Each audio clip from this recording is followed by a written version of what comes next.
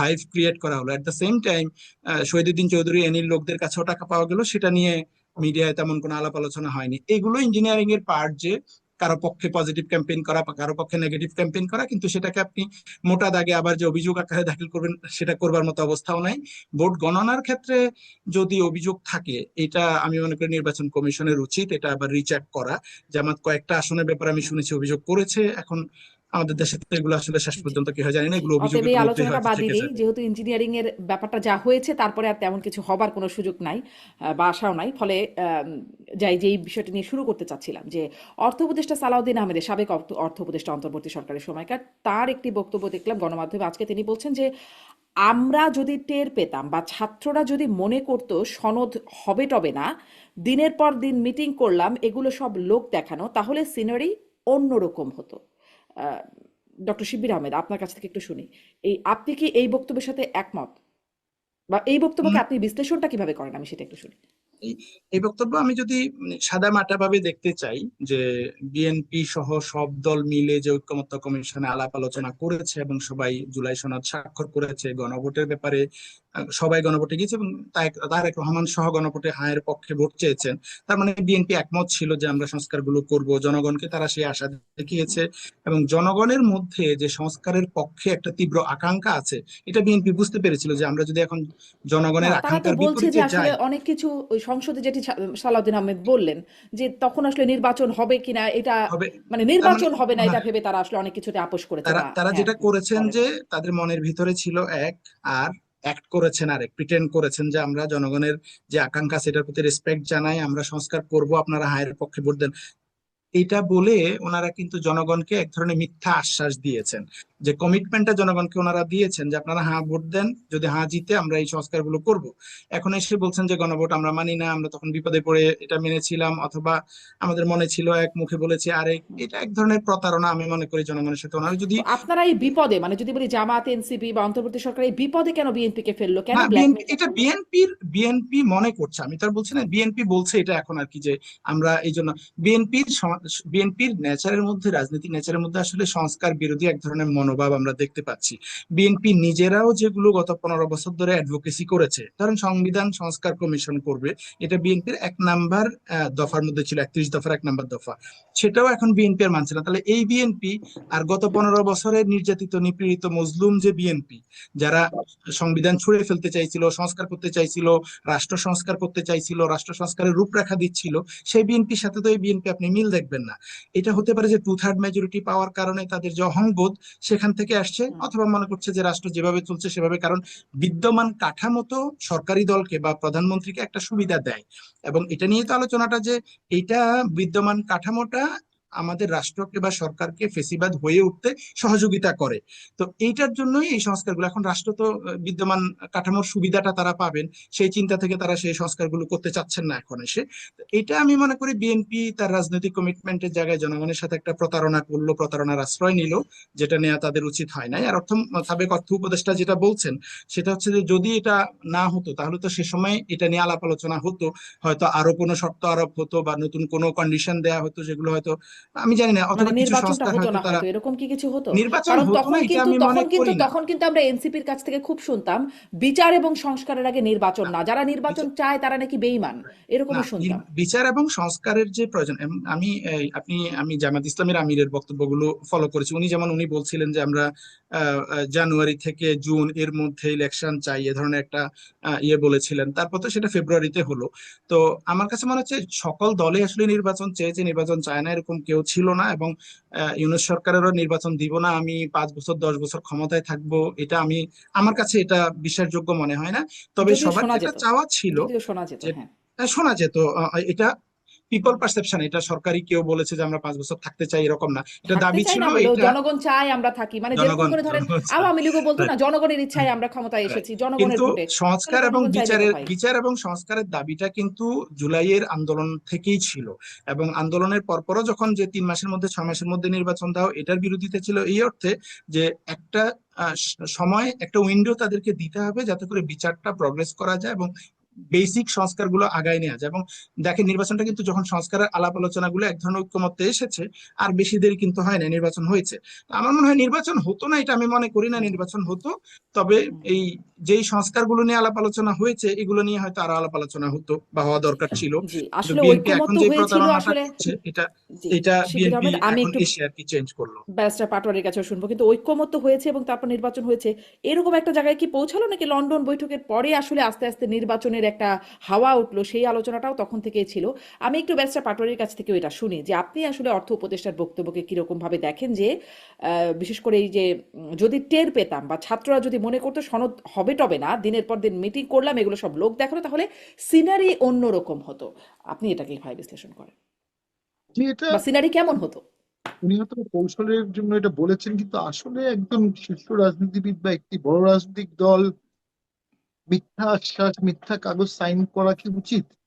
একটা কমিটমেন্টে তারা সাইন করেছে, কিন্তু তারা এখন নেই। But আমার অবস্থান সবসময় ছিল জুলাই সনদ অথবা গণভোট অথবা যে সংস্কারগুলো করা হয়েছে এটা সাংবিধানিক ভাবে হয়নি এবং সকলের ঐক্যমত হয়নি। 30টি বিরোধী দলকে বাদ দিয়ে এটা করা হয়েছে। এটা যদি সকলকে নিয়ে করা হতো তাহলে আজকে বিএনপি এক ঘরে থাকতো, বাকি সবাই এটার পক্ষে থাকতো। কিন্তু এখন দেখা যাচ্ছে বিএনপি এটার বিপক্ষে, জাতীয় পার্টি এটার বিপক্ষে, আরো অনেকেই এটার বিপক্ষে, নিষিদ্ধ দল আওয়ামী লীগ তারা তো অবশ্যই বিপক্ষে। তাহলে এটার পক্ষে ঐক্যমতটা থাকলো কোথায়?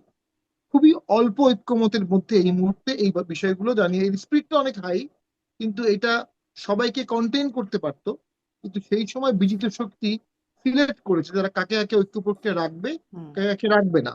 দেশের জন্য সংস্কার করবে কিন্তু দেশের একটা মানুষের বড় অংশকে বাদ দিয়ে। সেজন্য এটা টেকসই হলো না, সেজন্য এটা টিকলো না এবং বেশ লজ্জাকর ভাবেই হারিয়ে গেল, সরে গেল। গণপরিষদ হলো না, গণভোটেরও গণভিত্তি নিয়ে প্রবলেম আছে, এখানে অনেক সাংবিধানিক ব্যাখ্যা দরকার আছে।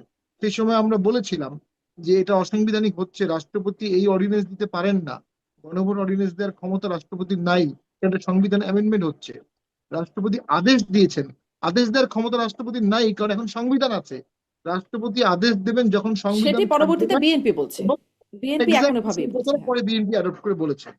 তো এইগুলো আমরা আগেও বলেছিলাম, একটা হতে পারতো গণপরিষদ, আগের সরকারই করতে পারতো, সংবিধান সাসপেন্ড করে সকল দলকে নিয়ে একটা গণপরিষদ করতো। সেই গণপরিষদের মাধ্যমে এই সংস্কারগুলো পাশ হয়ে নতুন সংবিধান প্রিন্ট হতো। এটা কিন্তু প্লজিবল ছিল, সাংবিধানিক ছিল। কিন্তু ইউনিট গভর্নমেন্ট ন্যাচারালি এত ঝুঁকি নেয়নি। পাশাপাশি বিএনপি ক্যামোফ্লেজ করে সবাইকে ভোটে এনে তারা আবার তাদের অবস্থানে ব্যাক করেছে। বাট এনিওয়ে, আমার মনে হয় জুলাই সনদের বা সংস্কারের অনেকগুলোই পরবর্তীতে বিএনপি গ্রহণ করবে এবং হুম। বিল আকারে এটা সংসদে পাশ হবে। কারণ অনেকগুলো অ্যামেন্ডমেন্টই খুবই কার্যকর। ডিসেন্ট্রালাইজেশন, হ্যাঁ, উপজেলা কিন্তু আদালত। বিএনপি তো এটাও বলছে যে বিএনপি জুলাই সনদ যেটা স্বাক্ষর করেছে তার অক্ষরে অক্ষরে পালন করবে।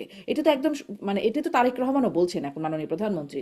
এটা ফলে সম্পূর্ণ পলিটিক্যাল একটি কথা, কারণ আপনি যেটা গ্রহণ করলেন না, যেটা বাতিল করলেন, যেটা অ্যাডপ্ট করলেন না, যেটা রেসিন করলেন, যেটা প্লেস করলেন না, আপনি সেটা কিভাবে অক্ষরে অক্ষরে পালন করবেন? যদি অক্ষরে অক্ষরে পালন করতেন তাহলে তো এখনই করতেন। তো এটা অক্ষরে অক্ষরে পালন হবে না, কিছু কিছু পালন হবে, কিছু কিছু হবে না।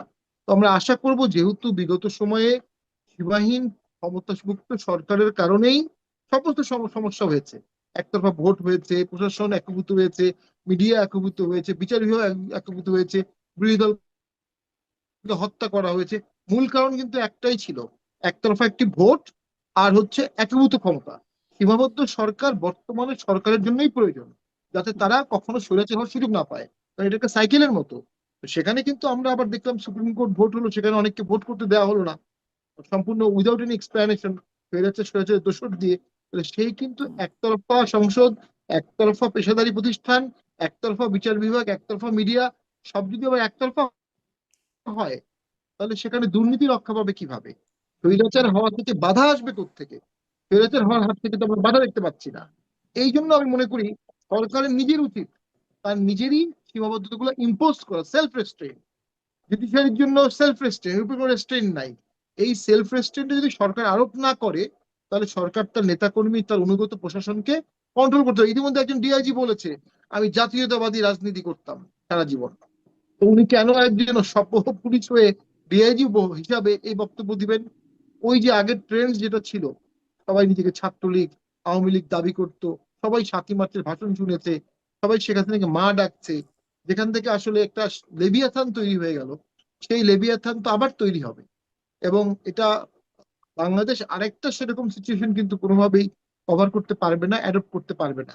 তো আমরা মনে করি সেক্ষেত্রে সরকারের নিজেরই উচিত ভালো ভালো সংস্কারগুলো গ্রহণ করা, প্রয়োজনে সংসদের বাইরে সকল দলকে নিয়ে ডায়লগ করা উচিত। আপনি দেশের সংস্কার করতে গেলে সবাইকে অন পান নিয়ে আসতে হবে, সবাইকে এক টেবিলে নিয়ে আসা, সবাইকে একটা আলোচনায় নিয়ে আসা, এটা কিন্তু বিশাল রাজনৈতিক সাফল্য।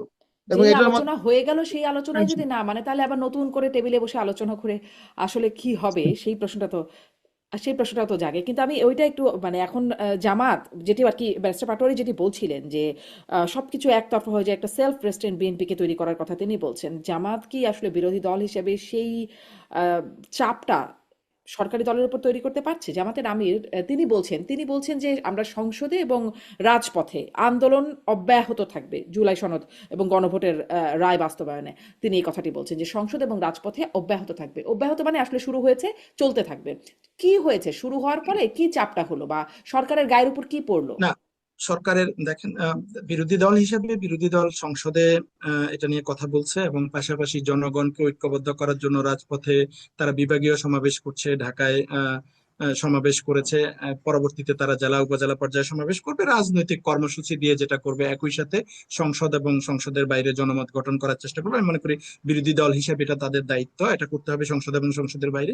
তো আমরা যদি দেখি আসলে এই যে সংস্কারের ব্যাপারে কেন এই দোটানাটা সরকার গ্রহণ করে এ ধরনের স্ট্র্যাটেজি, আমাদের হয় যেটা যে সরকারে থাকলে আচরণ হয় একরকম, বিরোধী দলে থাকলে একরকম।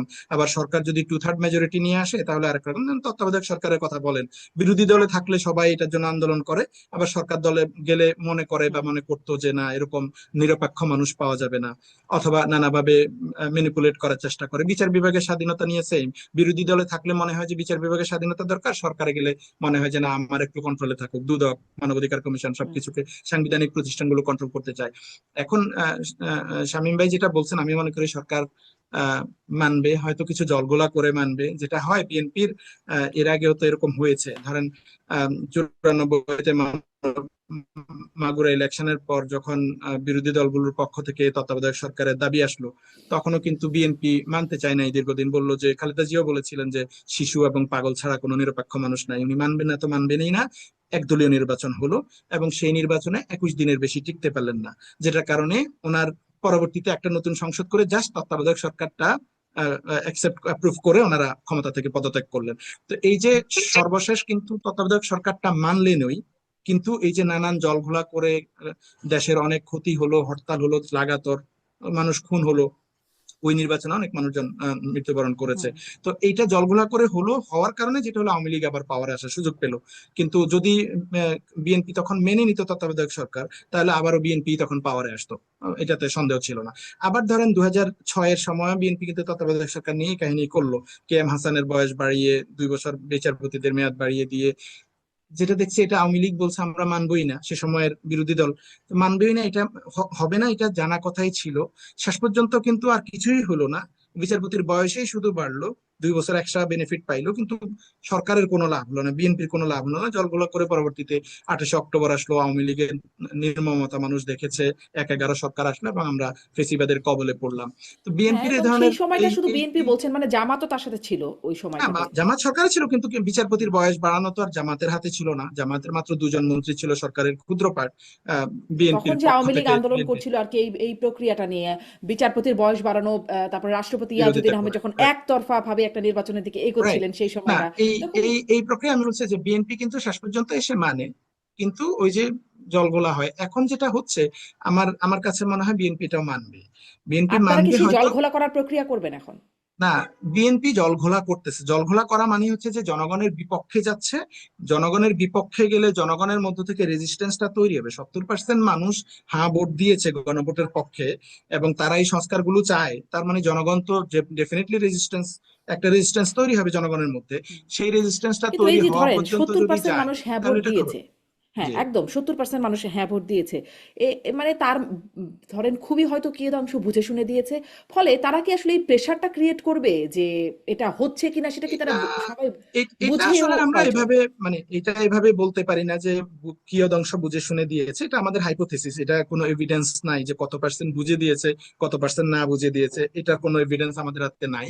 আর একটা এটা ধরেন সব ভোটের ক্ষেত্রে আপনি এই কথা বলতে পারবেন, বিএনপি কে যে 2/3 মেজরিটি দিয়েছে, 51% মানুষ ভোট দিয়েছে, কত পার্সেন্ট বিএনপির 31 দফা বুঝে ভোট দিয়েছে, কত 31 পার্সেন্ট দফা দেখে বিএনপির বুঝে দেখে নাই, কিন্তু তারেক নির্বাচনী রহমানের ইশতেহার উপর আস্থা দেখেছে রেখে ভোট। ভোট দিয়েছে। তারেক তার মানে রহমানরা বিএনপির উপর এই আস্থা এই রেখে এই ভোট এই দিয়েছে। এই কথাটাই সত্য, আপনার এই কথাটাই সত্য। মানুষ হুম, হুম। ওভারঅল গণভোটের উপর আস্থা রেখে ভোট দিয়েছে, যে গণভোটে যে সংস্কারগুলো চায় এগুলোর উপরে তারা আস্থা রেখেছে।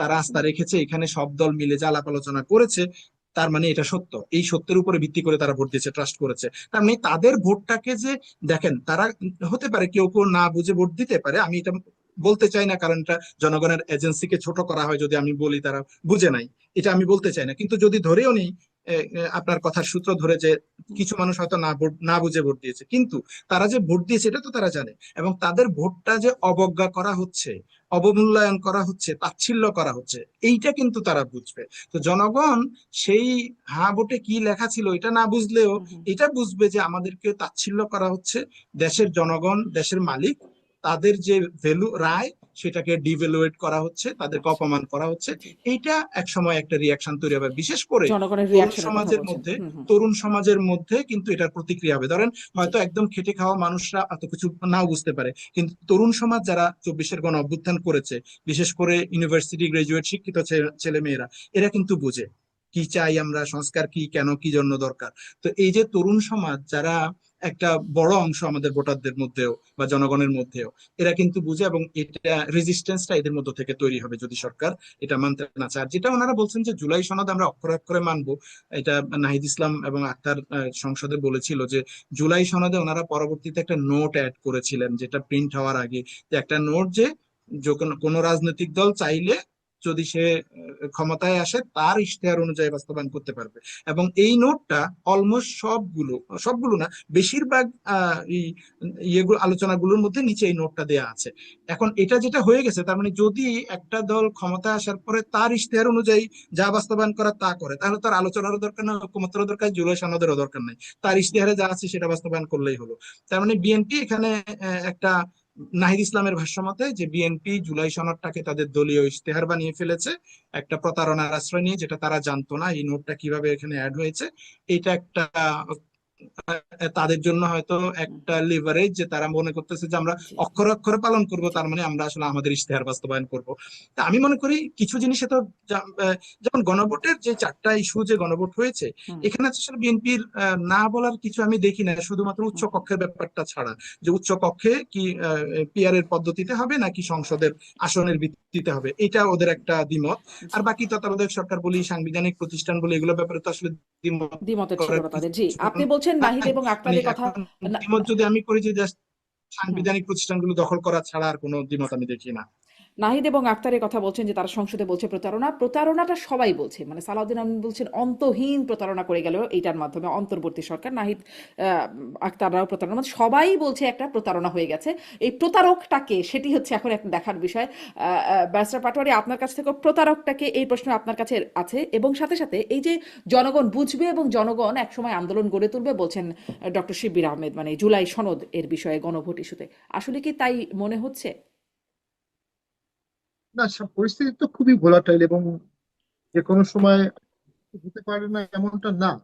তবে সে আন্দোলনের ডাক দেবে কারা? এনসিপি ডাকে একসময় বাংলাদেশের সমস্ত ইউনিভার্সিটি ছাত্ররা নেমেছিল এবং সমস্ত বাংলাদেশের মানুষ নেমেছিল। তাদের ডাকে কি আরেকবার আন্দোলন হবে? বাংলাদেশে কিন্তু কোনো একটি পক্ষের ডাকে দুটি আন্দোলন হয়নি। 71-এর যারা বীর সেনানী তারা পরবর্তীতে অনেকগুলো অভ্যুত্থান করেছে, সবগুলো ব্যর্থ হয়েছে। জাসদ আন্ডারগ্রাউন্ডে গিয়ে ব্যর্থ হয়েছে। 90-এর যারা আন্দোলন করেছে এরশাদ বিরোধী আন্দোলনের সময়, তারাও পরবর্তীতে আন্দোলন করে কিন্তু আন্দোলন হয়নি। তো আমি মনে করি আন্দোলন যারা আগের প্রেক্ষাপটে ছিল, ফ্রন্টে ছিল, তারা আর কোনো গণ আন্দোলন করতে পারবে বলে আমার মনে হয় না। আর জুলাই সনদ বাস্তবায়নের জন্য একটা বিশাল জনমত আছে, বিশাল। তবে যদি মনে করেন বিএনপি এটা না চায়, যদি নিষিদ্ধ দল আওয়ামী লীগ না চায়, জাতীয় পার্টি না চায়, সিপিবি ইতিমধ্যে চায়নি, কমিউনিস্ট পার্টি বের হয়ে আসছে ওখান হুম থেকে, হুম হুম তাহলে আন্দোলনটা হবে কিভাবে? সকলের সমর্থনে কিভাবে আন্দোলন হবে? এই যে সকল, আমরা, এই শব্দগুলো তো পপুলার সোভারেন্টির অনেক বেশি। সিপি সাহেব খুব সুন্দর হুম কথা বললেন, যে শিক্ষক মানুষ, কিন্তু আসলে পপুলার সোভারেন্টি, উই, আমরা, একতা, ঐক্যমত, এটা তো বিশাল ব্যাপার। এটা আওয়ামী লীগ করেনি। জামাতের উপর অনেক টর্চার করেছে, তাদের নেতাদের ফাঁসি দিয়েছে, তাদেরকে নিষিদ্ধ করেছে, তাদেরকে ভোট করতে দেয়নি, যে কারণেই তো আজকে এই ক্রাইসিসটা হলো। সেই সময় জামাত যতটুকু ছিল, এই মুহূর্তে লেফট ওভার অংশটা জামাতের থেকে বড়, অনেক বড়। তো সেই লেফট ওভার অংশগুলোকে বাদ দিয়ে আপনি আরেকটা গণ অভ্যুত্থান, আরেকটা ঐক্যমত, আরেকটা সংস্কার খুবই কঠিন। সেই জন্য আগে আমাদের একটা ন্যাশনাল কনসেনসাস লাগবে। আমাদের ফরেন পলিসি, আমাদের সংস্কার, আমাদের সীমাবদ্ধতা, আমাদের নির্বাচন।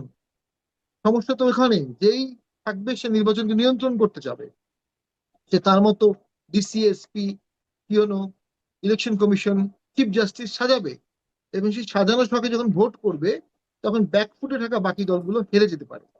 এখান থেকে কিন্তু সংকটের সৃষ্টি হয়। সেখানে কেয়ারটেকার গভর্নমেন্ট লাগবে।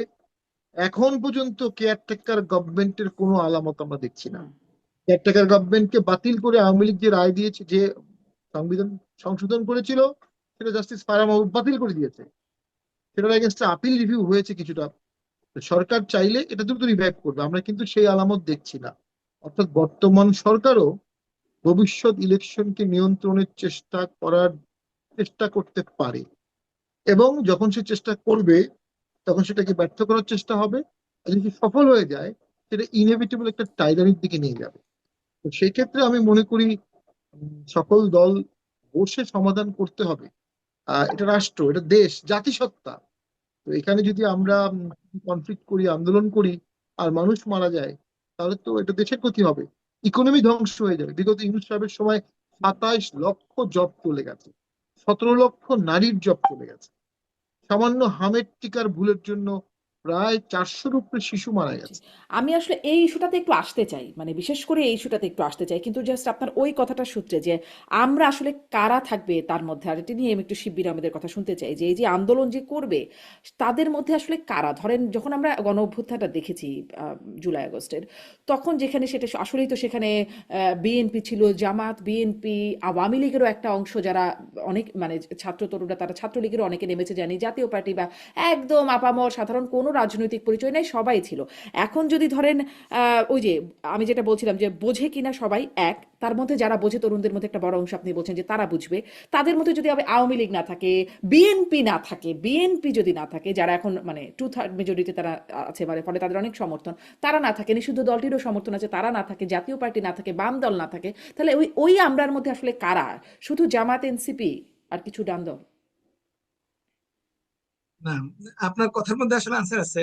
প্রথম কথা হচ্ছে যে আমি মনে করি না, আমি বিশ্বাস রাখতে চাই স্টিল, যদিও বিএনপি নানান নানান আহ, আহ, অনেক অনেক ছলচাতুরের আশ্রয় নিচ্ছে, দিন শেষে তারপরেও আমি বিশ্বাস রাখতে চাই যে বিএনপি জনগণের দাবির প্রতি শেষ পর্যন্ত হলেও এসে এটা এটা মানবে, জনগণের দাবিকে মানবে বা মানতে বাধ্য হবে সংসদে এবং সংসদের বাইরে বিরোধী দলের আলোচনা, জনগণের আলোচনার মধ্যে। আমি মনে করি না যে বিএনপির বিরুদ্ধে আমাকে আবার আরেকটা গণ অভ্যুত্থান করতে হবে। দেখেন, আমরা কি সারা জীবন শুধু গর্জে উঠবো গর্জে উঠবো, হুম, সারা জীবন গণ অভ্যুত্থান করবো, রক্ত ছড়াবো? এটা তো আসলে কোনো সুস্থ রাষ্ট্রের কাজ না।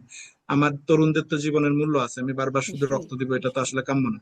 তা আমি আশা করি বিএনপি নিজেরা এই নিপীড়নের মধ্য দিয়ে গিয়েছে গত 15 বছর 17 বছর ধরে, বিএনপি ওই পথে দেশকে জনগণকে নিবে না। যদি সেরকম কিছু তৈরি হয়, আমরা আসলে জানি না, যে আমরা এখন ধারণা করতেছি, যেমন গত 15 বছর ধরেও কিন্তু আওয়ামী লীগের মধ্যে এই ধারণা ছিল কে আসবে, বিএনপির ডাকে তো 10 জন মানুষ আসে না, এবং নানান সময় আওয়ামী লীগের নেতারা কিন্তু বলেছে, দেখি ডাক দেন, আসেন রাজপথে, কে আসে আপনাদের সাথে। মানুষ এটা কিন্তু বলেছে, এবং সত্যিকার অর্থে বিএনপিও তো বা জামাত বিরোধী দল কিন্তু ওভাবে শক্ত প্রতিরোধ গড়ে তুলতে পারে না। 14তে ছিল একটা শক্ত প্রতিরোধ। 14 নির্বাচনের সময় যদি যেই গণপ্রতিরোধটা ছিল, নির্বাচনের পরপর যদি বিএনপি আন্দোলন বন্ধ ঘোষণা না করতো, তাহলে কিন্তু 96-তে বিএনপি যেরকম 21 দিনের বেশি টিকতে পারে না নির্বাচন করে একতরফা, আওয়ামী লীগও কিন্তু টিকতে পারতো না।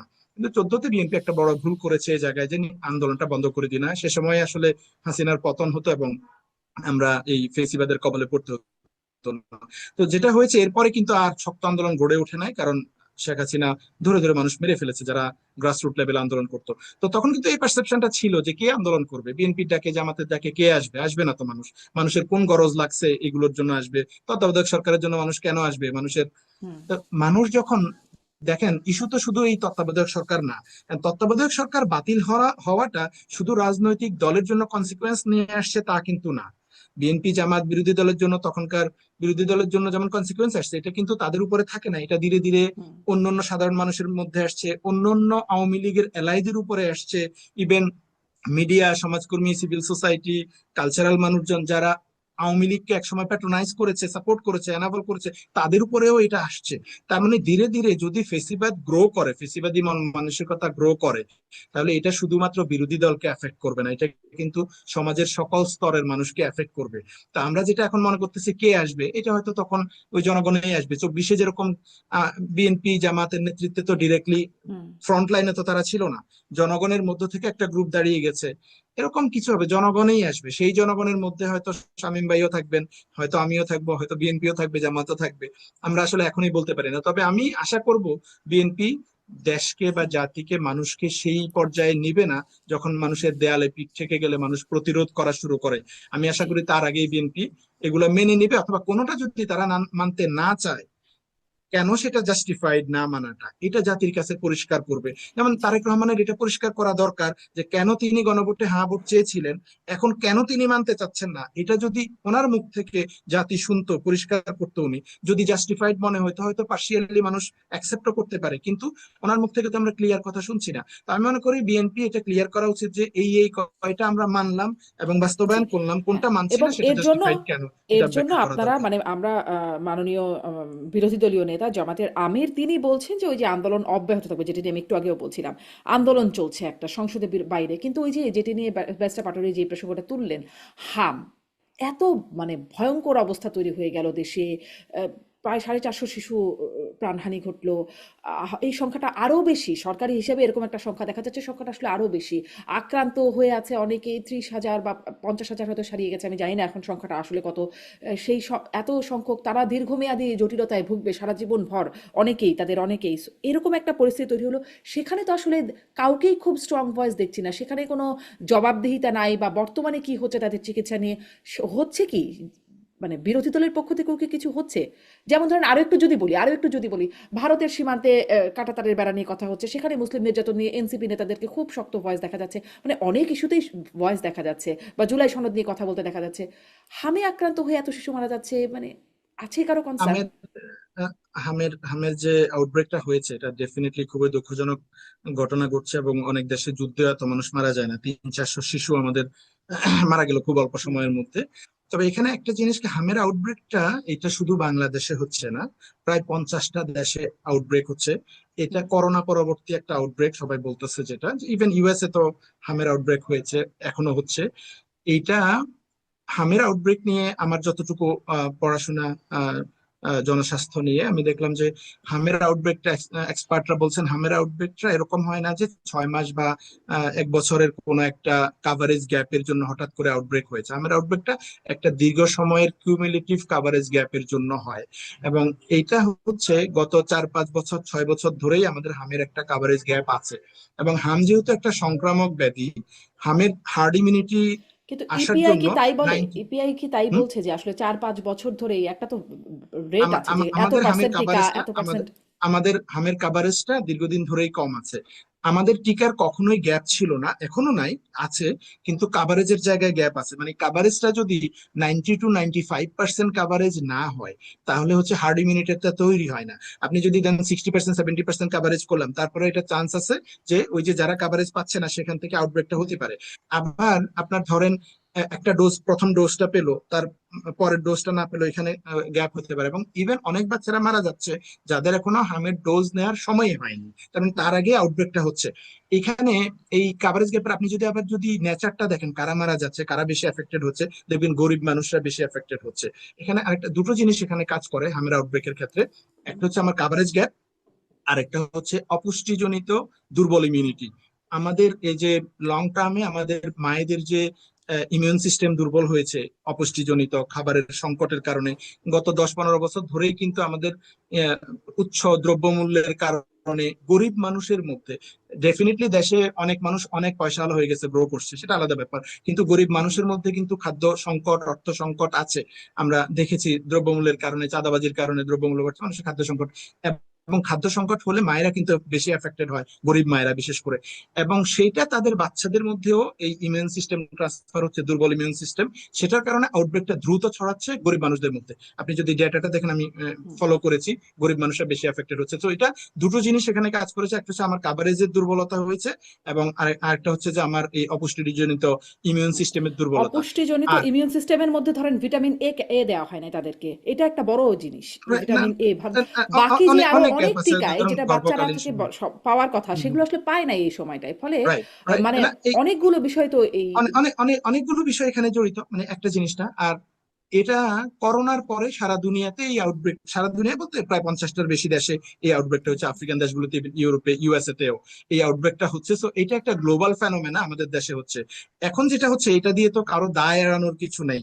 এখন যেটা হচ্ছে, আমাদের দরকার ইমিডিয়েট একটা, ইভেন এটা একদম জরুরি অবস্থার মতো ঘোষণা করে হলে আমাদের বাচ্চাদেরকে বাঁচানো দরকার। কিভাবে বাঁচানো যায়, কি এখন মিসম্যানেজমেন্ট হচ্ছে, ব্যবস্থাপনায় গ্যাপ হচ্ছে, এই জায়গাটায় ইমিডিয়েট কি করা যায় সেটা করা দরকার সরকারের। এট দ্য সেম টাইম আমি মনে করি সরকারের একটা তদন্ত কমিটি করা উচিত। দেখেন, এই হুম, সরকারের আমলে এতগুলো বাচ্চা মারা যাচ্ছে, এটা দিন শেষে কিন্তু এই সরকারের একটা দায় আছে। এটা যদি ইউনুস গভর্নমেন্টের অবহেলা হয়, আওয়ামী লীগ গভর্নমেন্টের অবহেলা হয়, যাদেরই অবহেলা হোক না কেন, ঘটনাটা ঘটতেছে এখন এসে এই এই এই, তারেক রহমানের সরকারের সময় এসে তাদের দায় আছে। এখন তাদের দায় এড়ানোর জন্য অথবা তাদের ব্যবস্থা নেওয়ার জন্য, দায়িত্ব পালনের জন্য দুটো জিনিস করা দরকার। এক হচ্ছে তড়িৎ ব্যবস্থা করা, এটা যাতে আউটব্রেকটা থামানো যায়। আর হুম। দ্বিতীয়ত হচ্ছে তার একটা তদন্ত কমিটি করে এটা এক্সপ্লোর করুক যে কাদের গাফলতি ছিল এখানে। এবং সাম্প্রতিক সময়ে এরকম আলোচনা এসেছে যে আমাদের যে কাভারেজ গ্যাপ ছিল, এখানের আরেকটা কারণ হয়েছে আমাদের যে যে ডিপার্টমেন্ট গুলো এই কাভারেজ গুলো দেয়, সেখানে তাদের গাফলতি থাকতে পারে। এরকম যে তারা হয়তো ডোজটা না দিয়েই মেনশন করেছে আমরা কাভার করে দিয়ে আসছি, ডোজ দিয়েছি, দায়িত্ব অবহেলা থাকতে পারে। এটাও এক্সপ্লোর করা দরকার, জি, যে ইনভেস্টিগেট এই যে করা দরকার দরকার যে কারো এক্সপ্লোর করা দায়িত্বে। দরকার, তদন্ত হওয়া দরকার, ব্যবস্থা নেওয়া দরকার, কিন্তু আমার প্রশ্ন হচ্ছে এটার জন্য শক্ত সেই ভয়েসটা কোথায়? আমরা অনেক ইস্যুতে ভয়েস দেখতে পাচ্ছি, না, আমরা বিরোধী তো দল কথা বলছি, এই যে কথা বলছি সংসদেও, সংসদ সদস্যরা কেউ কেউ কথা বলেছেন, বাইরে কথা বলছে, মিডিয়া সংসদে কথা বাইরে বলছে। আসলে দেখা যাচ্ছে এই হুম। সীমান্ত, এই মানে জুলাই সনদ ইত্যাদির ব্যাপারে আন্দোলন অব্যাহত থাকার কথা বলা হচ্ছে, জুলাই কিন্তু সনদ একটা গুরুত্বপূর্ণ ব্যাপার, সেটা বটেই, এট দ্য সেম টাইম। কিন্তু হ্যাঁ, হাম আপনিই বলছিলেন মহামারী আকার ধারণ করছে না, না, বা না, ডেফিনেটলি সেরকম, ডেফিনেটলি ডেফিনেটলি এটা নিয়ে সেইখানে কথা বলবার দরকার আছে। কোথায়? আর এমনকি একটা বিষয় সরকারকে একটু লায়াবল বলবেন, করা আর একটা দরকার বিষয় আছে। একটু বলবেন, ধরেন জি। ইনকেলাব মঞ্চের আব্দুল্লাহ জাবের তিনি বলছেন, সদস্য সচিব, তার একটা বক্তব্য বেশ ভাইরাল হয়েছে এই সময়, দেশের 55%, আপনি যে মায়েদের অপুষ্টির কথা বলছিলেন তো, ফলে এবং গরিব মানুষের গরিব বাচ্চাদের মধ্যে থেকে মানে মৃত্যুর হার বেশি গরিব পরিবারের শিশুরা, ফলে এই প্রসঙ্গটা মনে হলো যে দেশের 55% মা নিজেদের ফিটনেস ধরে রাখার চিন্তায় সন্তানদের বুকের দুধ খাওয়ান না, এটা হচ্ছে বলছেন আব্দুল্লাহ আল জাবের। এটা একটা আমি জানি না বুঝতে জাবের এটা কোথা থেকে এই 55%-এর রেফারেন্স কি, মানে জাবের কি কোনো গবেষণা রিপোর্ট বা তো মানে ইনভেস্টিগেশন? 55% আর কি এই শতাংশ আমি বাচ্চারা জানি না বুকের দুধ জাবের। পাচ্ছে না, না, এটা এটার একটা আমি জানি না স্ট্যাটিস্টিক্স যে আছে। জাবের কোন স্ট্যাটিস্টিক্স থেকে বলছে কিনা, বা কোথা থেকে বলছে, বা কেন বা বলছে, এটা জাবের হয়তো, জাবেরকে জিজ্ঞেস করা গেলে এক্সপ্লেন করতে পারবে। আমি এটাকে তো আমি স্ট্রেট ফরওয়ার্ড এটার সমর্থন করবার কোনো কারণ নাই, এবং আমি এরকম কোনো স্ট্যাটিস্টিক্স জানিও না আদৌ কত পার্সেন্ট মা বুকের দুধ খাওয়ান না ফিটনেসের জন্য, এ ধরনের কোনো স্ট্যাটিস্টিক্স আছে কিনা এটাও আমি জানি না। মানে আমার এটা প্রশ্নটা হচ্ছে, আপনি বলছিলেন যে মায়েদের অপুষ্টি মানে অবশ্যই ধারাবাহিক একটা অপুষ্টির অপুষ্টির কথা তো ব্যাপার ঠিক আছে, আছে, এই যে গরিব মানুষের পরিবারের ফিটনেস, বাচ্চা মানুষ না, মারা যাচ্ছে, গরিব দুটো জিনিস মায়েরা এখানে, আসলে এই না, ফিটনেস না, ধরে এটা রাখার জন্য এটা তারা আসলে না, মানে এটা এইখানে এইখানে ইনফরমেশন গ্যাপ থাকবে। দেখেন, এগুলো অনেক সময় হয় কি, ওই পপুলার পারসেপশন থেকে মানুষ কমেন্ট করে, হয়তো কোথাও কেউ লিখেছে বা বলেছে, হয়তো সেখান থেকেও যাবে বলে থাকতে পারে। আমি তো বললাম স্ট্যাটিস্টিক্স বলতেছে মারা যাচ্ছে বেশি গরিব মায়েরা, এবং ফিটনেসের ডিমান্ড হচ্ছে ধনী মায়েদের মধ্যে। সো এটা কিন্তু গরিব মায়েদের ফিটনেসের ডিমান্ডের যাওয়ার কথাও না, কারণ ফিটনেস তারা অ্যাফোর্ডই করতে পারবে না ফিটনেসের জন্য, যে আমার জিম অ্যাফোর্ড পুষ্টি করতে হবে এফোর্ড বা করতে আদার পারে না, পুষ্টি জি। অ্যাফোর্ড করতে হবে, সেটা তো সেটা যদি হতো তাহলে তো ধনীদের মধ্যে মারা যেত বাচ্চারা বেশি। তো সেটা আমার মনে হয়, মানে ইভেন ইফ যে এটা সত্য হুম। হয় যে 55% মানুষরা ফিটনেস ধরে রাখার জন্য এটা এরকম করছেন, সেটাও আসলে জাস্টিফাই করে না যে এটার জন্য হার্ম বেশি হচ্ছে।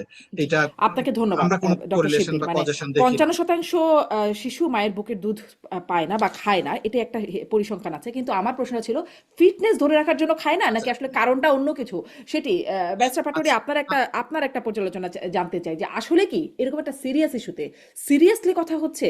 ধরেন যখন সংসদে অধিবেশন চলছে, সংসদের বাইরে আমরা অনেক সিরিয়াস ইস্যুতে কথা শুনছি, আন্দোলন নাকি হচ্ছে এগুলো, কিন্তু এটা নিয়ে আসলে কি হচ্ছে হচ্ছে কিনা। আমার কাছে হচ্ছে হাম নিয়ে এনাফ কথা হচ্ছে না, এবং হাম নিয়ে দৃশ্যমান ন্যাশনাল কোঅর্ডিনেশন হচ্ছে না।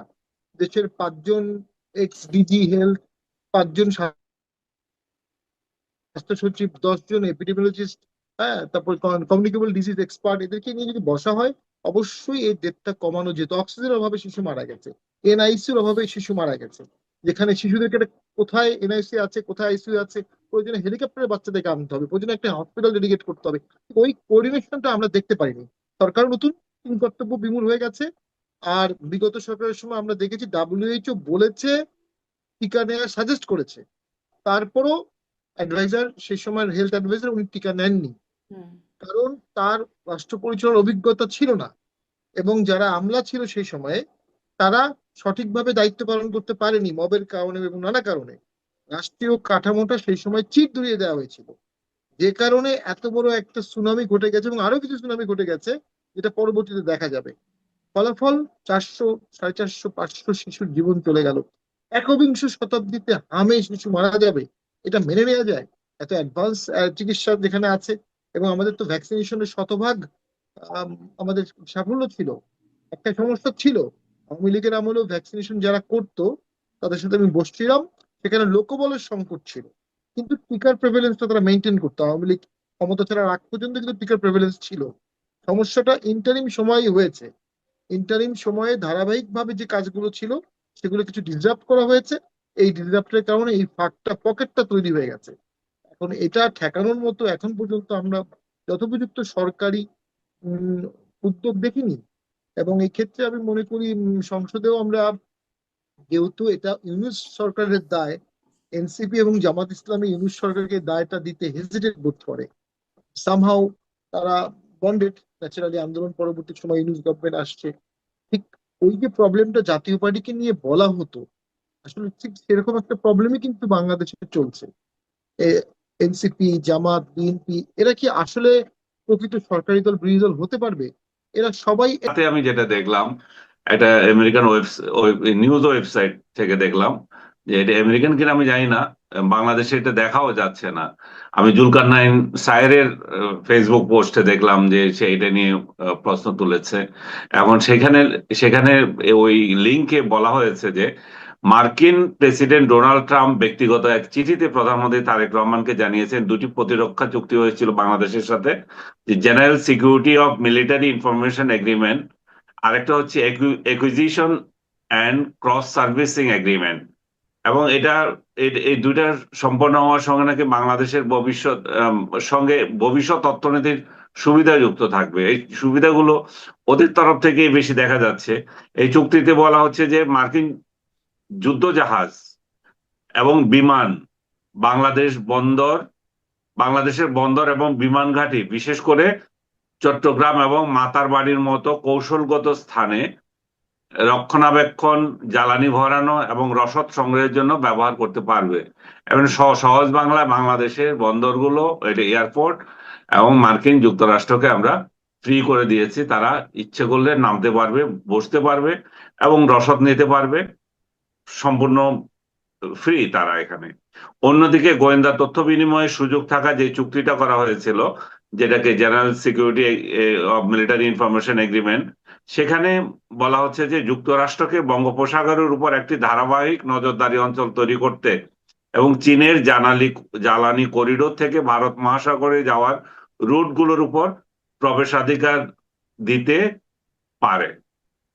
আপনি দেখেন বঙ্গোপসাগরের সার্বভৌমত্ব যেটুকু আছে সেটুকু আমরা দিয়ে দিয়েছি, সেখানেও আমরা মার্কিন যুক্তরাষ্ট্রকে অধিকার দিয়েছি। আমাদের সার্বভৌমত্ব তো বহু আগে বিকিয়ে দিয়েছি আমরা চুক্তির মাধ্যমে। আমরা কোথায় কার সাথে চুক্তি করব সেগুলি তাকে জানাতে হবে, সে গোসা করলে এটা আমরা বাতিল করতে হবে, এবং তারা যে সমস্ত দেশগুলোকে নিষেধাজ্ঞা জারি করবে সেই নিষেধাজ্ঞা আমাদেরকেও দিতে হবে।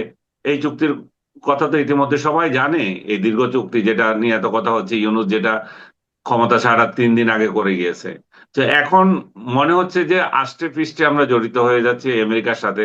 তো আমেরিকা যদি বাংলাদেশকে একটা প্রদেশ ঘোষণা করে দেয় তাহলে বরং বেটার ছিল, তাহলে বাংলাদেশের মানুষও স্বস্তি ঘোষণা করতে পারতো যে যাক আমরা এখন ইউনাইটেড স্টেটস এর অধিবাসী। তো এইটা করা তো আরো সহজ। এটা বরং এটা করার কোনো ইয়ে আছে কিনা, উপায় আছে কিনা, সেটা নিয়ে তারা চিন্তা করতে পারে। সে তাহলে বেটার হয় বাংলাদেশের মানুষ। আমার মনে হয় না যে আমেরিকা বিরোধী যত লোক থাকুক এখানে, তৈরি জনতা থেকে শুরু করে প্রগ্রেসিভ সবগুলো কিন্তু তখন আবার বলে যাচ্ছে ঠিক আছে তাহলে অ্যাটলিস্ট আমেরিকার নাগরিক তো হয়েছে, কিন্তু নাগরিক না হয়ে আমার দেশকে এইভাবে বিকিয়ে দেওয়ার, সেটা তো গ্রহণযোগ্য না। উম, যদি আমরা নানা রকম সোশ্যাল মিডিয়ায় অনেক কিছু কিন্তু দেখছি অলরেডি, এগুলো নিয়ে নানা ধরনের ট্রল হচ্ছে, মিম হচ্ছে।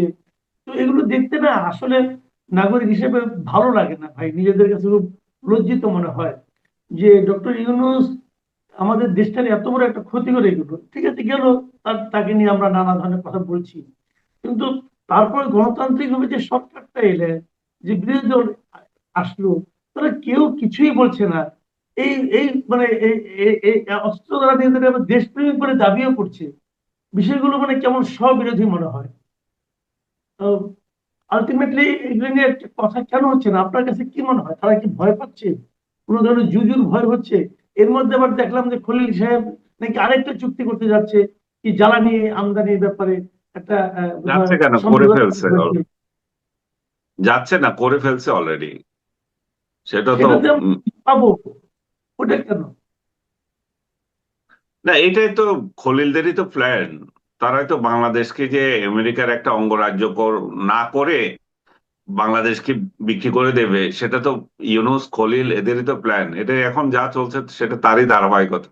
এবং এই সরকার কেন এটা মেনে নিচ্ছে বা এই সরকার এর সঙ্গে জড়িত কিনা, তারা সেটা ব্যাখ্যা দিলে সবচেয়ে ভালো হয়। তাহলে মানুষ ভুল বোঝাবুঝিতে আছে না, আসলে মানুষ যে একটা ধূম্র জালের মধ্যে আছে সেটা থেকে ক্লিয়ার হতে পারে। হম। আচ্ছা, এই রাজনীতি আলাপ একটু বরং সরিয়েছি। একটা আরেকটা কথা বলতে চাই, একটা সামাজিক একটা ঘটনা, যে যার মধ্যে আমরা খুব তীব্রভাবে আমি মনে হয় সংকীর্ণ রাজনীতি দেখতে পাচ্ছি। আপনি কেমন দেখছেন আমি জানি না। এই যে একটা মেয়ে মারা গেল আপনার লিভারের একটা রোগের কারণে, কারিনা কায়সার, আমাদের কায়সার হামিদের মেয়ে, সেটাকে নিয়ে সোশ্যাল মিডিয়ায় যে ধরনের কথাবার্তা আমরা দেখছি, আমার ধারণা আপনিও দেখছেন।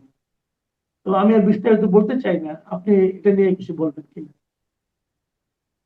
না, আপনি যেটা বলতে চাচ্ছেন সেটা আমিও বুঝেছি। এটা হচ্ছে যে আমাদের ঘৃণার সংস্কৃতির ফল। ডক্টর ইউনূস যে আমাদের সোসাইটিটাকে বিভক্ত করে দিয়ে গেছে, ঘৃণা ছড়ানো, যে 5 আগস্টের পর থেকে যে ঘৃণার সংস্কৃতি তৈরি করে দিয়েছে, বারবার যে একই কথা বলছি, এগুলো হচ্ছে তারই প্রতিফলন। একটা মেয়ে মারা গেছে, তার অতীত কি ছিল আমি সে বিষয়ে জানি না। তার ফ্যামিলি ব্যাকগ্রাউন্ডে যদি দেখি, রানী হামিদের নাতনি, তারপরে হামিদুল্লাহ সাহেবের নাতনি, তারপরে আপনার কায়সার হামিদের মেয়ে, সব দিক থেকে তো তার একটা গৌরব, মানে প্রাউড ফিল করার মতোই একটা ফ্যামিলির মেয়ে। সে মারা গিয়েছে, অত্যন্ত দুঃখের বিষয়। আমি কালকে রাতে এটা নিয়ে ফেসবুকে স্ট্যাটাস দিয়েছি। আমি বলেছি যে আমি খুব ব্যথিত হয়েছি। আমি ব্যথিত হয়েছি এই জন্যই যে এই মানে আপনি যদি কায়সার আহমেদের জায়গায় যদি আমি আমাকে নিই, তাহলে একজন পিতা হিসাবে আমাকে এটা ব্যথিত করে, আমার হৃদয় চুরমার হয়ে যায়। আমি স্ট্যাটাস দেওয়ার পর দেখলাম যে অনেকে সেখানে বিরূপ মন্তব্য করছে। ইনফ্যাক্ট আপনি বিশ্বাস করবেন না, আমি এমন একটা নিউজ দেখি নাই, এমন একটা স্ট্যাটাস দেখি নাই যেখানে এই মেয়েটাকে নিয়ে গালাগালি হচ্ছে না বা মন্দ কথা বলছে না। সেখানে বলা হচ্ছে যে লাল বাদর সে এটা করেছে ওইটা করেছে, এটা আল্লাহর তরফ থেকে তার শাস্তি এবং আলহামদুলিল্লাহ। এগুলো এই যে কালচার, এটা কিন্তু আবার আপনি যদি অতীতে যান তাহলে দেখবেন যে কিন্তু আমাদের যে গোষ্ঠী এখন কারিনাকে নিয়ে বেশি কথা বলছে, তারাই আবার এগুলোর প্রচলন ছিল, তারাই এগুলার। সেখানে শাহ আলী মাজারে হামলা হয়েছে গত বৃহস্পতিবার রাতে। ওখানে প্রতি বৃহস্পতিবার রাতে একটা জলসার মতো হয়, লোকজন আসে এবং সেখানে হঠাৎ মুখের মধ্যে মাস্ক পরে লাঠি সোটা নিয়ে ওখানে আগত লোকের উপর ঝাঁপিয়ে পড়েছে কিছু দুর্বৃত্ত। এবং কেন ঝাঁপিয়ে পড়েছে? লুটপাট করার জন্য, টাকা পয়সা ছিনতাই করার জন্য? না, কিছুই না, এখান থেকে সবাইকে সরিয়ে দেওয়ার জন্য। তাদের বিবেচনায় এটা বেদাত কাজ, এটা হলো ধর্ম বিরোধী কাজ, অতএব সরিয়ে দিতে হবে। দেখুন, আমাদের সমাজে মুসলমান আছেন, আমরা সংখ্যাগরিষ্ঠ মুসলিম। এখন সকল মুসলিমে যারা আছেন এই দেশে সবারই কি চিন্তা ভাবনা একই ধারায় প্রভাবিত হয়? এখানে কি নানা ধরনের মতভেদ নাই? আছে, কিন্তু কেউ ওয়াহাবি আছেন, আবার কেউ আছেন সুফিজমে বিশ্বাস করেন। আমাদের দেশের মুসলমানদের যে আচার অনুচার যারা আছে, যে সমস্ত আচার অনুষ্ঠান তারা করেন, সৌদি আরবে মুসলিমরা কি সে একই আচার অনুষ্ঠান করেন? আমরা যে সমস্ত পোশাক পরে নামাজ পড়তে যাই সৌদি আরবে কিংবা ইউএই, তাদের মুসলমানরা কি সেই একই ধরনের পোশাক পরে নামাজ পড়তে যান না? কেন যান না? কারণ এটা জলবায়ু এবং অবস্থানগত কারণে এখানে কিন্তু এটা পার্থক্যটা তৈরি হয়। এখন আল্লাহর কাছে কোনটা বেশি প্রিয়, আল্লাহ কোনটা চান, ইসলাম ধর্ম কোনটা কি করে, এগুলো নিয়ে কিন্তু কোনো সুনির্দিষ্ট কথা নেই। ইসলামটা এত বড় একটা ধর্ম এবং এটার ভেতরে এত রহস্য আছে, এত কিছু আছে। আপনি যদি সারা জীবন এটা নিয়ে সাধনা করেন তবু আপনি এটাকে শেষ পাবেন না। সব ধর্মেরই একই রকম অবস্থা, আপনি সারা জীবন সাধনা করলেও এটা শেষ বলতে কিছু পাবেন না, আপনি চলতেই থাকবে। তাহলে আমরা কি করব?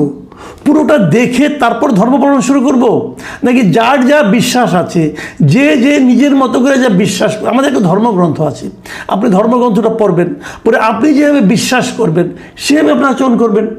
অথবা আপনি যাকে বিশ্বাস করেন যে উনি হয়তো সঠিক তথ্যটা আমাকে দিবে, তার সঙ্গে আলোচনা করবেন, তার সঙ্গে আলোচনা করে আপনার যদি গ্রহণযোগ্য মনে হয় আপনি ওইভাবে করবেন, আচার অনুষ্ঠান পালন করবেন। এটাই তো নিয়ম, এইভাবেই চলতে থাকবে। প্রতিদিন আপনি নতুন নতুন জ্ঞান পাবেন, সেই জ্ঞান পেয়ে আপনার আগের জ্ঞানকে সরিয়ে রাখবেন অথবা এটাকে আরও সমৃদ্ধ করবেন। এভাবেই ধর্মীয় জ্ঞান আপনার বাড়তে থাকবে। একটা বই পড়ে আপনি ধর্ম জানতে পারবেন না রে ভাই।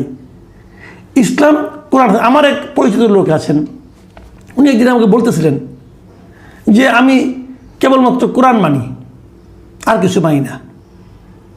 তাই বললাম তাহলে হাদিস গ্রন্থ সেগুলো?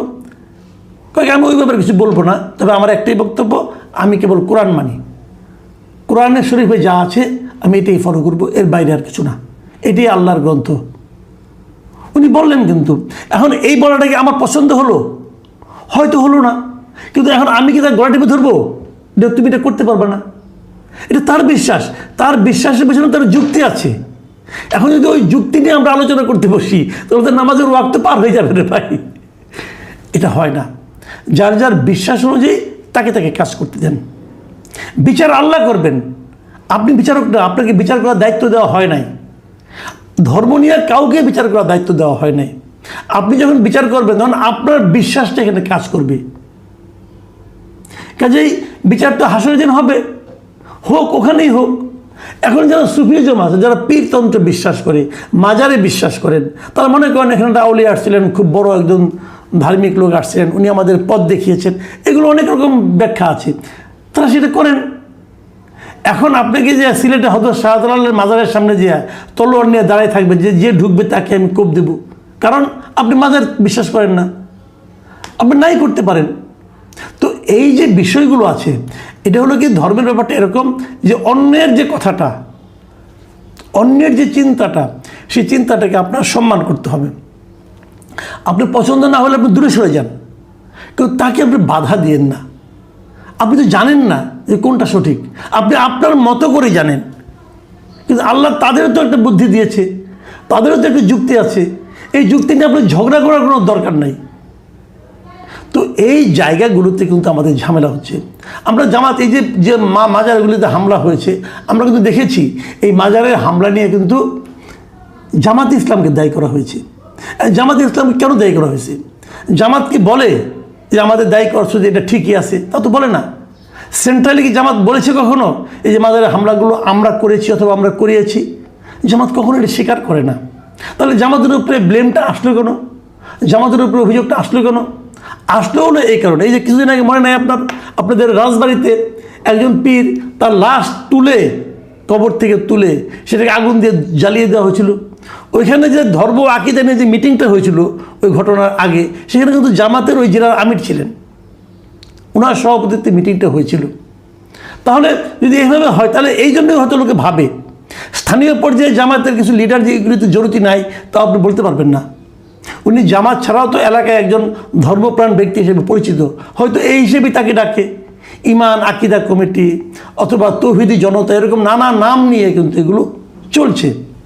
আমরা যদি ওই ঘরানার কথা বিবেচনা করি যে জামাতে ইসলাম কোন ঘরানার মানে ইসলামকে বিশ্বাস করে, তাহলে আমরা এটুকু বুঝি যে জামাতে ইসলামে কিন্তু তাত্ত্বিকভাবে এই যে মাজার কেন্দ্রিক ওরস সেজদা বা এই সমস্ত ওই যে মানে তারা এগুলিকে তথাকথিত ভণ্ডামি ও শিরক বলে, তো এইগুলির তারা ঘোর বিরোধী।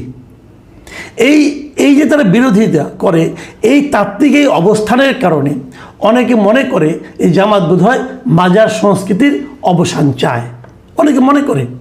এবং আমার ধারণা এটা এই মনে করাটা একদম ভুল না। কিন্তু জামাতকে রাজনৈতিকভাবে দলীয়ভাবে মাজার ভাঙার কোনো কর্মসূচি হাতে নিয়েছে? নেয়নি। জামাত কি কখনো বলেছে এই যে মাজার ভাঙা হয়েছে এগুলি আমরাই ভেঙেছি? না, তাও বলেনি। তাহলে জামাতের কথা আসে কেন? আসে এই কারণে যে অনেক জায়গায় স্থানীয়ভাবে জামাতের কিছু নেতাকে এই সমস্ত ঘটনার আশেপাশে দেখা গেছে স্থানীয় পর্যায়ে। তো সেটাকে জামাতকে থামাতে হবে, জামাতকে তার স্থানীয় পর্যায়ে বোঝাতে হবে যে না, এটা তোমরা করতে পারো না, করা উচিত না। সেটা হবে কি না জানি না। দেখুন, ধরুন আমরা মিরপুরের ঘটনা বলি, মিরপুরের এখন তো আর এই আপনার অন্তর্বর্তীকালীন সরকার নেই, এখন তো পুরোপুরি একটা গণতান্ত্রিক সরকার। এখন এই গণতান্ত্রিক সরকারের আমলে মিরপুরে একজন এমপি আছেন, এই এমপি সাহেবকে উনি জামাতের এমপি, জামাতের ওনার নাম হলো মীর আহমদ বিন কাসিম, ডাকনাম আরমান।